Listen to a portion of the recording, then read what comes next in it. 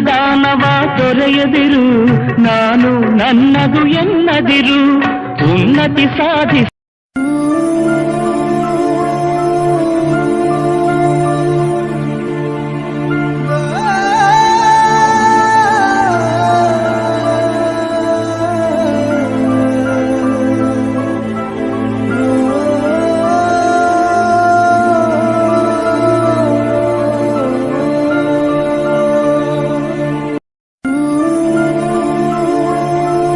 ನಮಸ್ಕಾರ ಪ್ರಿಯ ವೀಕ್ಷಕರೇ, ನಾನು ನಿಮ್ಮ ಮೈಸೂರು ಮಹಾದೇವ್. ನಮ್ಮ ಟಾಕ್ಸ್ ವಿತ್ ಯು ಚಾನಲ್ಗೆ ನಿಮಗೆ ಸ್ವಾಗತ. ಇವತ್ತು ಬೆಂಗಳೂರಿನ ಲಾಲ್ಬಾಗ್ ಗೇಟ್ ಹತ್ರ ಹಸ್ತಂತವ್ರಿಗೆ ಫ್ರೀಯಾಗಿ ಊಟವನ್ನು ಕೊಡ್ತಾ ಇದ್ದಾರೆ. ಅದನ್ನು ಯಾರು ಕೊಡ್ತಾ ಇದ್ದಾರೆ, ಯಾವ ಕಾರಣ ಕೊಡ್ತಿದ್ದಾರೆ ನೋಡೋಣ ಬನ್ನಿ.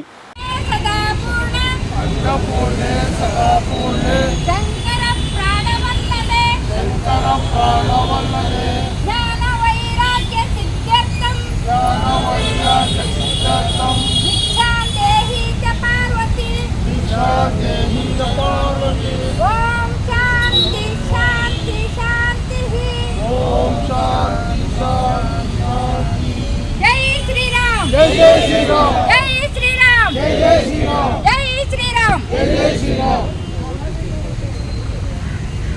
ಹೆಸರು ತೇಜಸ್ವಿನಿ ಅನಂತಕುಮಾರ್ ಅಂತ.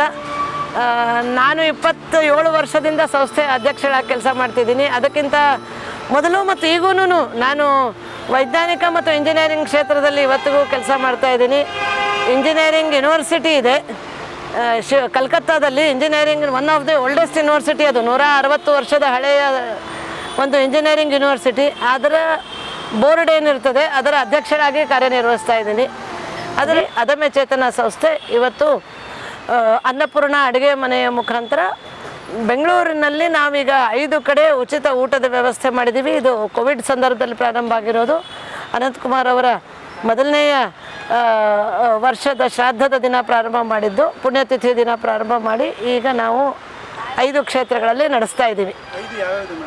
ಒಂದನೇದ್ದು ನಾವು ಪ್ರಾರಂಭ ಮಾಡಿದ್ದು ನಮ್ಮ ಅದಮ್ಯ ಚೇತನದ ಅಡುಗೆ ಮನೆ ಎದುರುಗಡೆ, ಅಂದರೆ ಗವಿಪುರದಲ್ಲಿ ಗವಿಗಂಗಾಧರೇಶ್ವರ ದೇವಸ್ಥಾನದ ಪಕ್ಕದಲ್ಲೇ ಬರ್ತದೆ.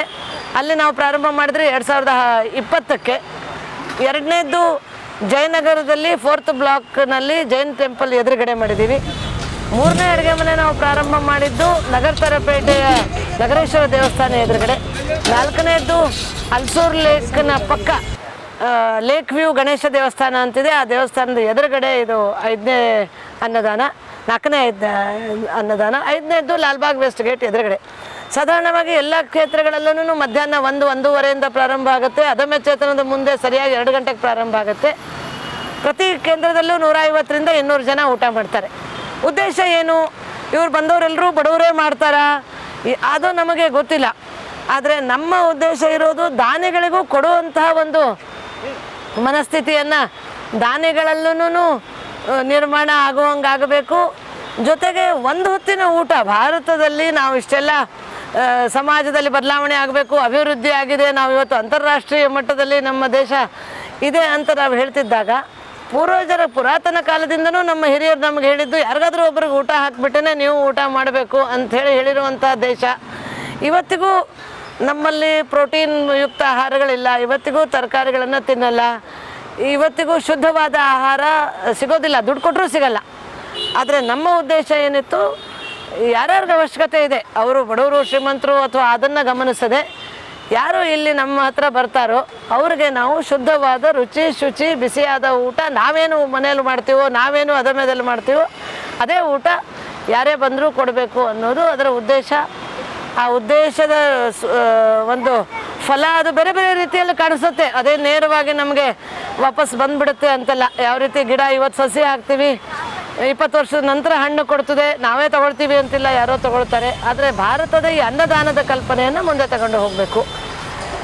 ಇನ್ನು ಸರ್ಕಾರಿ ಶಾಲೆಯಲ್ಲಿ ಮಧ್ಯಾಹ್ನದ ಬಿಸಿ ಊಟ ಯೋಜನೆಯಡಿ 45,000 ಮಕ್ಕಳಿಗೆ ಪ್ರತಿದಿನ ಊಟ ಹೋಗುವಂಥ ವ್ಯವಸ್ಥೆ ಇದೆ. ನಮ್ಮ ಅಡುಗೆ ಮನೆ ಪ್ರಾರಂಭ ಆಗಿ 22 ವರ್ಷ ಆಯಿತು.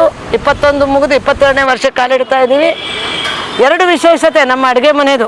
ಒಂದಂತೂ ರುಚಿ ಶುಚಿ ಊಟ ಅಡುಗೆ ಮಾಡಿ ಕಳಿಸೋದ್ರ ಜೊತೆಗೆ ಯಾವುದೇ ಪೆಟ್ರೋಲಿಯಂ ಇಂಧನ ಬಳಸ್ತಾ ಇಲ್ಲ. ಹಂಗಂತ ಹೇಳಿ ನಾವು ಕಟ್ಟಿಗೆ ಸೌದೆನೂ ಬಳಸಲ್ಲ. ಕಸದಿಂದ ನಮಗೆಲ್ಲ ಇಂಧನ, ನಾವೇನು ಫ್ಯೂಯಲ್ ಉಪಯೋಗಿಸ್ತೀವೋ ಅಡುಗೆ ಮಾಡೋದಕ್ಕೆ, ಅದೆಲ್ಲ ಇಂಧನ ಕಸ. ಜನ ಬೇಡ ಅಂತ ಬಿಸಾಕಿರೋ ಕಸದಿಂದನೇ ನಮ್ಮ ಇಂಧನ ಆಗುತ್ತೆ. ಬಹುಶಃ ಜಗತ್ತಿನಲ್ಲಿ ಯಾವುದೇ ಈ ರೀತಿಯ ಅಡುಗೆ ಮನೆ ಇಲ್ಲ. ಇದಕ್ಕೆ ಎಲೆಕ್ಟ್ರಿಸಿಟಿ ಉಪಯೋಗಿಸ್ತಾರೆ, ಎಲೆಕ್ಟ್ರಿಸಿಟಿ ತಯಾರು ಮಾಡೋಕ್ಕೂ ನಾವು ಇವತ್ತು ಕಲ್ಲಿದ್ದಲು ಬಳಸ್ತಾ ಇದ್ದೀವಿ. ಹೀಗಾಗಿ ಎಲೆಕ್ಟ್ರಿಸಿಟಿನೂ ನಾವು ಪರಿಸರ ಸ್ನೇಹಿ ಇಂಧನ ಅನ್ನೋಕ್ಕಾಗಲ್ಲ. ಅದೇ ರೀತಿ ಸೌದೆ ಅಂತೂ ಅಲ್ಲವೇ ಅಲ್ಲ, LPGನೂ ಅಲ್ಲ. ಆದರೆ ಕಸದಿಂದ ತಯಾರು ಮಾಡಿರೋ ಬ್ರಿಕೆಟ್, ಪೆಲೆಟ್ ಅಂತ ಉಪಯೋಗಿಸ್ತಿದ್ದೀವಿ. ಇದು ಒಂದು.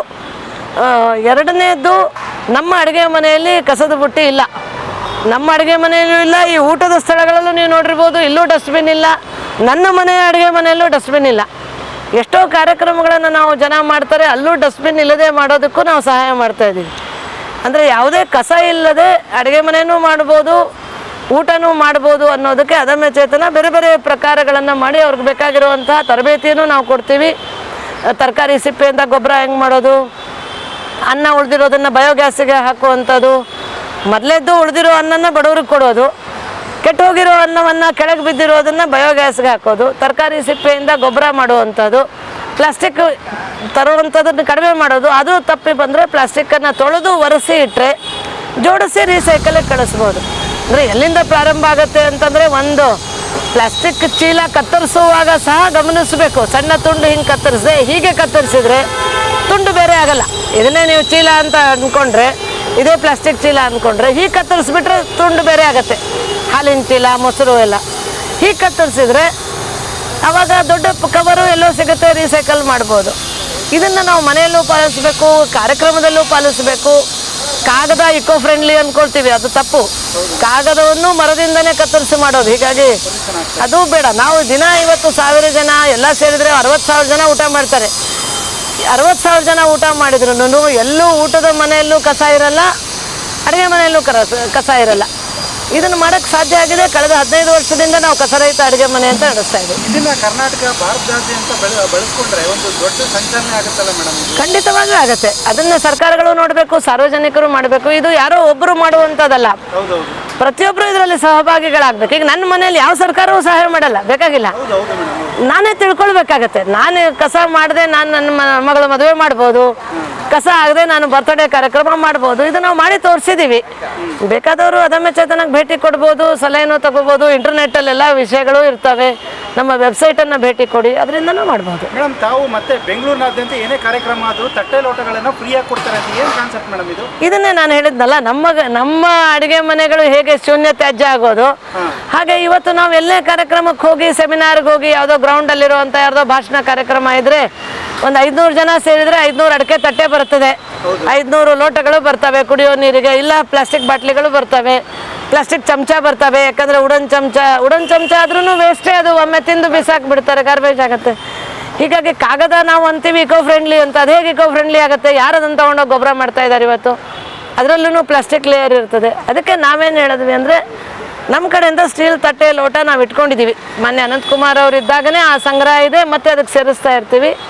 ಅದು ಬೆಂಗಳೂರು, ಹುಬ್ಬಳ್ಳಿ, ರಾಯಚೂರು, ಗದಗ, ಕಲಬುರಗಿ ಇಷ್ಟು ಕಡೆ ಈಗಾಗಲೇ ನಡೀತಾ ಇದೆ ಇದು. ಸೊ ಯಾರೇ ಬಂದರೆ ತಗೊಳ್ಬೋದು, ತಗೊಂಡು ಉಪಯೋಗಿಸಿ ವಾಪಸ್ ಕೊಡಿ ಅಂತ ನಾವು ಹೇಳ್ತೀವಿ.